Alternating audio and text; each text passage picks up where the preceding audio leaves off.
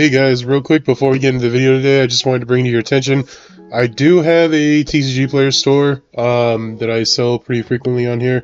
If you guys come to my store, MatthewCodysCards, you'll see I have several cards up here for sale. Just reach out to me and let me know. If you guys are interested in anything like that, you can message me on YouTube and just say, hey, I'm interested in this card you have, and maybe we can work out a deal or something. I also have an eBay store where I do sell pretty frequently with like deck cores and play mats and football cards and stuff like that. So just reach out, guys. Please enjoy the video. Peace. Hey guys, welcome back to the channel. True Knight here. So welcome to what I consider one of the sleeper decks that are really going to flourish post ROTA.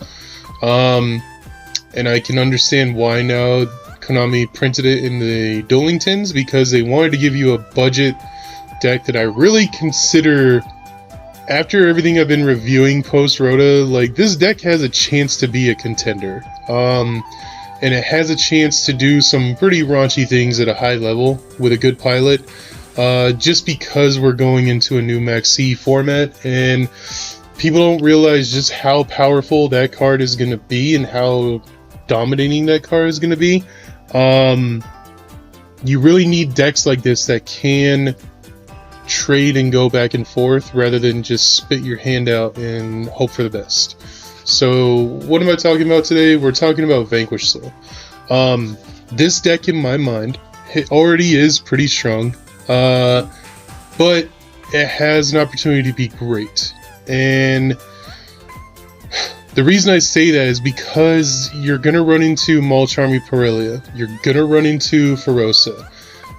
It's going to punish you for going in the extra deck, and they're going to punish you for summoning from hand. They're going to punish you from summoning in all these mechanics. So you need a deck that can just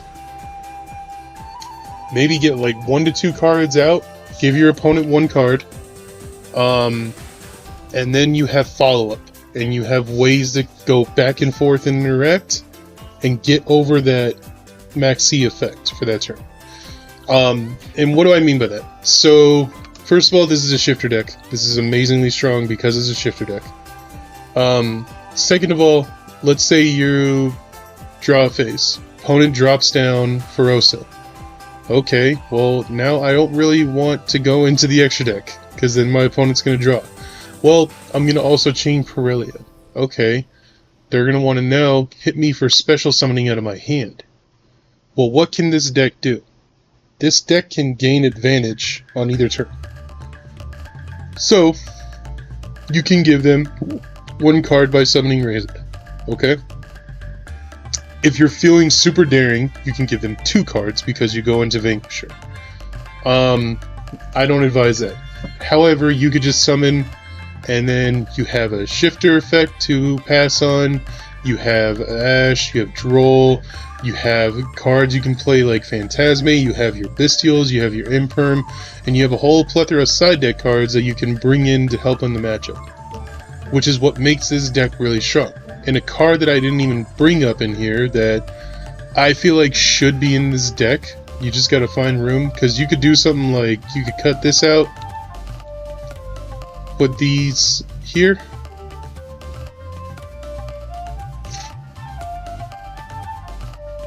and let's talk about it.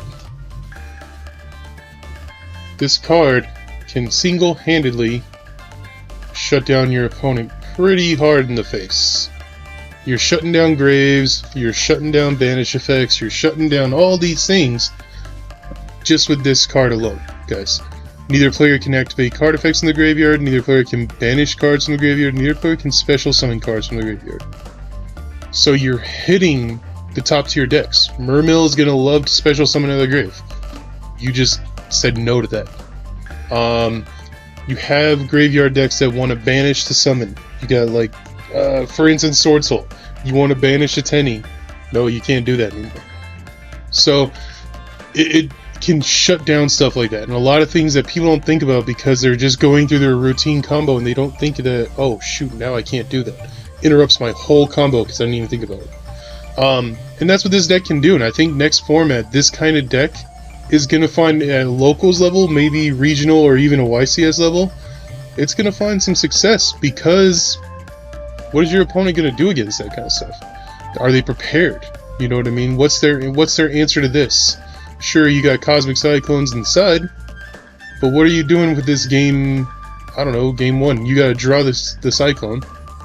You gotta have it. So, let's get into it. So, we're running 3 Raisin, 2 Mad Love, 1 Pantera. I think that the 6 starters is perfect for this deck. It's good amount, even against the Charmies, everything like that. This is where it gets tricky. I'm only running 2, 2, and 2 because I don't want to rely heavily on them because of the format we're going into. Stake Your Soul, it can go and get you one of these guys just by having, and you have these attributes. You have the Dark, the Earth, the Fire attributes. Your Continue because you need extension, and your Snow Devil can win games. Again, game winner right here, Shifter, Ash, Droll. This could be Nib, but I'm not playing Nib because I'm playing 3 Fenrir in the mid. And then I think that Phantasmi is going to be an amazing card next format. Holy cow, this card is going to put in work post-Rota.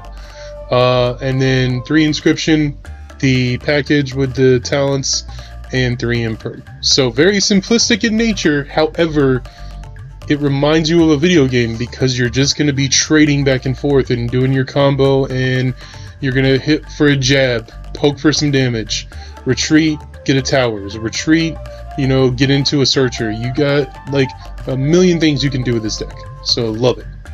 Extra deck, I'm on 3 Vanquisher, Security Dragon, the SP Little Knight, and then the Nightmare package. I have the Chinging, of course. It should be Baron. It's the world we live in. Pisses me off. Babushka in case you're losing. The Brothers because you play talents, and then you can use the Zodiac cards to get into... That's what I forgot.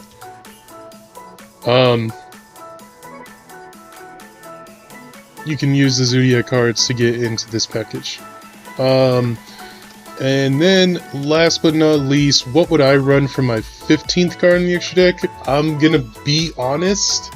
To me, you kind of want like a powerhouse. You want something that you can hit your opponent with out of nowhere, in my opinion. So, what would I want to do that with? I would actually like to go into Hita. And the reason that I'm kind of emphasizing this is because we're going into yet another fire format. So it's an easy way to just, your opponent's not really expecting it, you play fires yourself, so it helps out, it kind of gives it away, but this is a good card, I think, for this deck.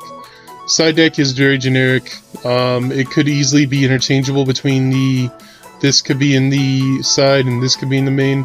I feel like you need board wipes for next format against Yubel, for however long that thing remains on life support. You got your Malcharmy, of course, and then your Bestials. And then going first, you can search it out with this, but I just put that in as a 15th card. So, again, I have high hopes for this deck post-Rota.